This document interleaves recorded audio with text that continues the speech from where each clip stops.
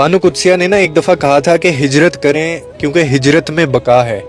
अब चाहे वो हिजरत जो है वो किसी इंसान से हो या किसी जगह से हो। और मैंने देखा है कि लोग रिश्तों में फंसे रहते हैं, यहाँ तक कि उनके जो पार्टनर्स हैं वो टॉक्सिक होते हैं, नार्सिसिस्टिक होते हैं, लेकिन वो फिर भी उनको छोड़ नहीं पाते, यहाँ तक कि वो उनका जहनी सुकून बर्बाद कर देते हैं। अब बानो कुदसिया ने जो बात की है ना, मैं उसको थोड़ा सा एक्सप्लेन करता हूँ।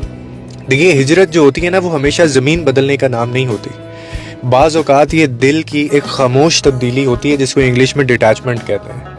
यानी आप वहीं रहते हैं मगर अपने जज्बात वापस ले लेते हैं अगले बंदे से। आप उस शख्स से दूर नहीं जाते मगर उसकी अहमियत को आप कम कर देते हैं और ख़त्म कर देते हैं। इंसान जगहों से नहीं, आदतों से बंधा होता है, और इसीलिए आपके लिए छोड़ना मुश्किल लगता है। ना आप उस इंसान को छोड़ रहे होते हैं और ना ही आप उस एहसास को छोड़ रहे होते हैं जो आपने उसके लिए अपने दिल में रखा होता है, इसीलिए आपको तकलीफ हो रही होती है। और याद रखिएगा, जो रिश्ता आपको सुकून की बजाय बेचैनी दे रहा है ना, आपकी इज्जत कम करता है। रिश्ता निभाना वफादारी नहीं है, वो खुद से नाइंसाफ़ी होता है। हिजरत तकलीफ देती है, मैं मानता हूँ, मगर बर्बादी से अक्सर ये बचा लेती है। क्योंकि कुछ लोगों के साथ रहना ना आपको आहिस्ता आहिस्ता ख़त्म कर देता है, और कुछ लोगों से दूर होना ये आपको दोबारा ज़िंदा कर देता है। इसलिए हिजरत ज़रूरी होती है। सो इसीलिए अगर कहीं आपका सुकून ख़त्म हो रहा है तो वहाँ से निकल जाना ही बेहतर होता है, क्योंकि बाज़ दफ़ा बका छोड़ने में होती है, रुकने में नहीं होती।